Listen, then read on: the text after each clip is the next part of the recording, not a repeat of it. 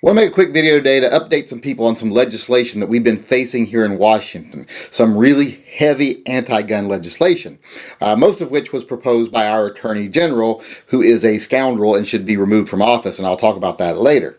But there were a few different bills that were introduced, and I want to kind of update people on all three of them, more so on two of them than the third one, but the main one I want to talk about is House Bill 1387.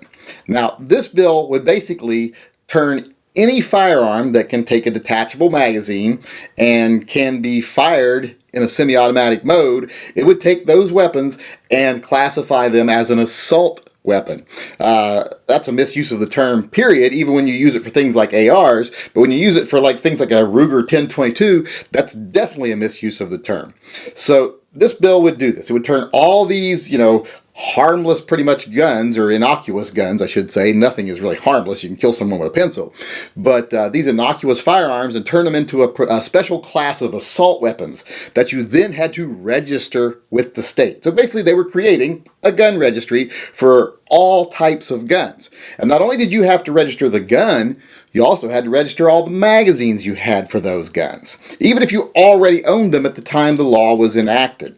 So basically what this would be doing is taking someone who had an AR magazine laid in a drawer somewhere that they'd bought 10 years ago, and if they fail to register that, they're now a felon.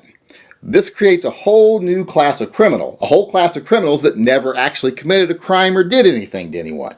They legally bought an item they can own, and now because they didn't adhere to this Third Reich-like law saying they have to register everything they own, they're now a felon. That's ridiculous. And it would also say that any weapon that fell into this new classification of assault weapon, which is pretty much most guns, would now be treated like it's a handgun, even if it's a rifle. So basically, a Ruger 1022, an 18-year-old couldn't own it because it's not a rifle now, it's an assault weapon, and they didn't want 18-year-olds to be able to own them, so they'd have to be 21 to even get a Ruger 1022. This law was just egregiously bad all the way around. The Attorney General lied to Congress to try to get it passed. He had law enforcement officials come in and lie about the laws to try to get it passed. Blatant laws. So I think they should be held accountable for their lies. But what they should really be held accountable for is putting a bill like this even on the floor. It is so ridiculously bad. It creates a registration. It creates a whole new class for weapons that makes no sense. It creates a whole new class of criminals out of people that did nothing wrong. It's just bad in every way you can look at it. It gives government way too much power because, if they suspect that you have a magazine that's not registered, how are they going to know you have a magazine that's not registered unless they storm into your house like a bunch of jackbooted thugs and check? So this gives government way too much power. Like I said, it reminds me of the Third Reich, and I know I don't like to make those kind of references lightly, but this clearly falls into that category. Well, I'm happy to say that this bill died in committee. It couldn't even get enough support to get out of committee. So this bill is not going to be voted on. It is dead.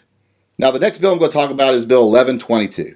This bill basically makes it a felony just to not lock up your guns. No crime has to be committed. No one has to be harmed. You're just a felon if you fail to lock up your firearm when you're not using it. This law is really, really bad. It's not quite as bad as the other one, I don't think, but it's pretty much almost as bad. Because, like I say, once again, this creates a whole new class of felons who didn't even commit a crime. They didn't do anything illegal. They left their own property unsecured in their own property. That is not a crime, but this bill would turn that into a crime. And then you have to ask yourself, well, how would they come in and enforce it if you weren't locking up your firearms? How would they even know? Well, if they're going to have this law on the books, well, of course they have to have the power to enforce the law. So that means the state would be able to come in anytime they wanted if they thought you were not locking up firearms and go, aha, there's a gun on the counter, you're a felon, come with us. So this kind of law is really dangerous. Like I said, it's very Third Reichish, and I don't like it whatsoever. It was really, really bad. But, it got amended. It got changed a little bit. Now the law says if you leave your guns unsecured and a child gets a hold of them and does something with them, you're responsible.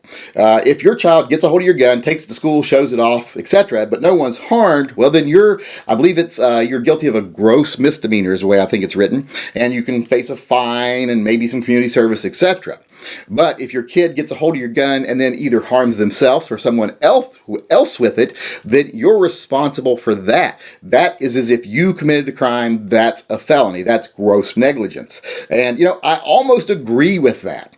I don't know if we really need a bill for this, but I think that what the people that are trying to rewrite this bill, who are actually pro-gun, were trying to do is not create a new law about storage of firearms, but basically remove some roadblocks right now that prevent law enforcement from filing charges against people who leave guns unattended around children, and then something bad happens. Because, a lot of social do-gooders and bleeding hearts have made it to where it's really hard to charge these people because they're like, well, they just lost a child. We don't want to charge them with a crime. And I think that's total bullshit. If you put your baby in a tub and then go get on Facebook for an hour and you come back and your baby's drowned, as far as I'm concerned, that's not a mistake. You didn't just lose a child. You just killed your child and you should go to jail. Just the same as if you'd have smothered him with your bare hands. Maybe not quite as egregious there, but, the same act. The same thing happened in the end. It was the same result, and you're responsible for it. That's not a mistake. That's a crime. That's negligence. Wearing two different colored socks is a mistake. Doing something that causes harm to another person, that's not a mistake. That's negligence, and you should be held accountable for it.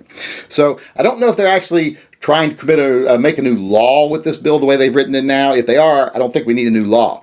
If they're just trying to remove those roadblocks that allows horribly negligent parents who go, well, it's safe to leave my Glock on the counter next to my, my 2-year-old. Those kind of morons, I'm fine with taking those kind of morons out of the equation. If they cause someone to be harmed, and remember, you actually have to have someone get harmed first. You can't just come in and say, well, you just left the gun on the counter in front of a 2-year-old, you're going to jail. You have to say, if he gets a hold of that gun and harms himself or someone else, you're going to be responsible legally, which that I'm okay with, because part of being a free person is being responsible for what you do with your freedom. So, like I say, I'm not sure I oppose this one right now. We'll have to wait and see how it ends up being after all the amendments and everything goes forward on it. Now, the third bill that I'm really not going to get into, I don't even remember the number of, is a bill that basically just says every time that someone gets denied by NICS, well, that gun shop owner has to send a form to the state police saying this person tried to buy a gun and they were denied. Well, this is just going to be a ridiculous debacle. What they're trying to say is, well, if we've got this NICS system, we should start prosecuting people who try to buy guns when they're a felon. Well, sadly, the reality is most people who try to buy a gun and get denied aren't felons. Almost everyone I ever know that's been denied a gun purchase at one point in time has appealed it and then been able to buy a gun because it was always a mistake or something stupid. My own sister went through it when they were like, we can't sell you a gun because you've got a traffic violation open in Alabama from blah, blah, blah this year. And it wasn't even a traffic violation she had done. It later turned out it was her husband that did it. So they filed the charges against him and prosecuted him, and they were separated at the time. But the case against her never got closed properly. And even though it wasn't a disqualifying case, it was a case that would not have disqualified her even if she'd have been found guilty because it wasn't a felony. They wouldn't approve her for the purchase of a gun. They would, until we find out what this is and get it closed properly, you can't buy a gun. So they denied her. She wasn't a felon. She didn't even have really even a misdemeanor charge that was valid against her, but they still denied her. So all this bill is going to do is harass a bunch of people that never really committed a crime and cost the state a lot of time and money, because the first set of paperwork every time someone gets denied, and then they have to track that down, and they have to send it to the Attorney General, and they have to send it to local authorities, and they have to decide if they're going to press a case or not. That's sucking up their whole day right there for stuff that really doesn't do anything and doesn't mean anything. Because how many people that are actually felons go out and try to buy a gun with a 4473? You know, people that know they can't possess one. And that's the thing. Even if some guy who's 55 went and tried to buy a gun and he got denied, and it turned out, well, it's because you had a felony trespass when you were 17 years old, and he's like, oh, I forgot all about that. That's not a crime. You have to knowingly lie on the form for it to be a crime. So most prosecutors be like, I don't think we're going to be able to prove that he remembered this from, 40 years ago, so we can't even prosecute him on that. So it's just a ridiculous waste of time that's not going to do anything, and I think that hopefully the Finance Committee is going to say that. I believe during the hearing yesterday they said, this is going to be hard to get through the Finance Committee. So I'm hoping that's going to die in the Finance Committee. We'll have to wait and see. But that's just an update on the bills that we've been dealing with here in Washington lately. A lot of people have been asking me about them, and I've been too busy dealing with the bills themselves and trying to garner support for the opposition to actually make videos on it. But now that it's kind of slowed down and we're to a stopping point for right now, I could actually make a video letting people know what's going on and hopefully how we're going to defeat all these bills.